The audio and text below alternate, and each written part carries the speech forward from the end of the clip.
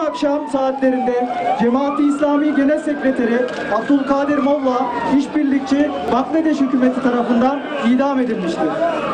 En başından beri temel insan hak ve hürriyetlerinin uzağında bir tutum izleyen Bangladeş hükümetinin ve hükümetin güdümündeki yargının bu idamı apaçık bir zalimliktir. Bangladeş hükümeti sömürünün ve emperyalizmin her türlüsüne karşı çıkan bir hareket olan Cemaat-i İslamiye'yi tasfiye etmek için açıkça insanlık suçu işlemektedir. Bu idamı ve Bangladeş hükümetini şiddetle protesto ediyoruz. En başından beri ülkenin enerji kaynaklarının yağmalanmasına, insanının alın terinin ve emeğinin sömürülmesine karşı çıkan ve bu çizgide faaliyet gösteren Cemaat-i İslamiye'nin idareci kadrolarına karşı tam bir kıyım yapmaktadır. Bu idam ve infazların Bangladeş halkının özgürlüğü ve refahı ile uzaktan yakından alakası yoktur. Bilakis halka rağmen kolluk kuvvetlerinin gücüyle hareket eden ceberut bir yapı var. Müslüman uyuma, kardeşine sahip çık. Müslüman uyuma, kardeşine sahip çık.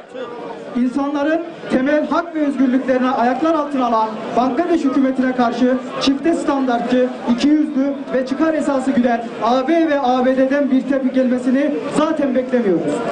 Biz onları Bosna'dan, Irak'tan, Çeçenistan'dan, Filistin'den, Mısır'dan, Arakan'dan zaten tanıyoruz.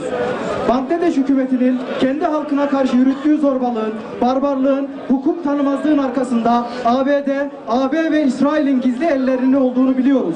Bu kirli ellerin sahiplerini lanetliyoruz.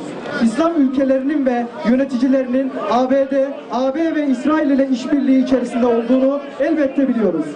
Aynen ülkemizde olduğu gibi duyarlılık sahibi Müslüman halkın bu idamlara ve zorbalığa aynen bizim gibi tepki koyduğunu da biliyoruz.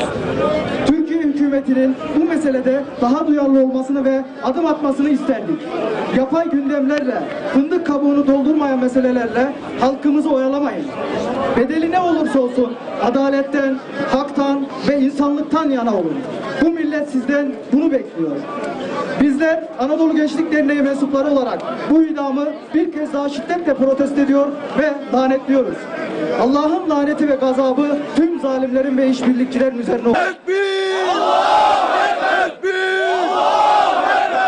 Yine biz Anadolu Gençlik Derneği mensupları olarak inanıyoruz ki şehadet tüm nesillere ve çağlara bir çağrıdır. Yine biz inanıyoruz ki Cemaat-i İslami'nin Genel Sekreteri Abdülkadir Molla şehadete yürümekten geri durmamıştır. Ve her şehit zafere bir adım daha yaklaşmaktır. Şehadet Abdülkadir Molla'yı ölümsüz kılacaktır. Allahu Ekber.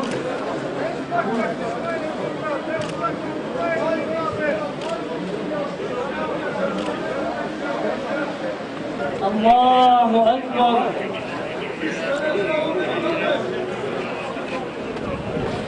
Esselamu Aleyküm ve Rahmetullah.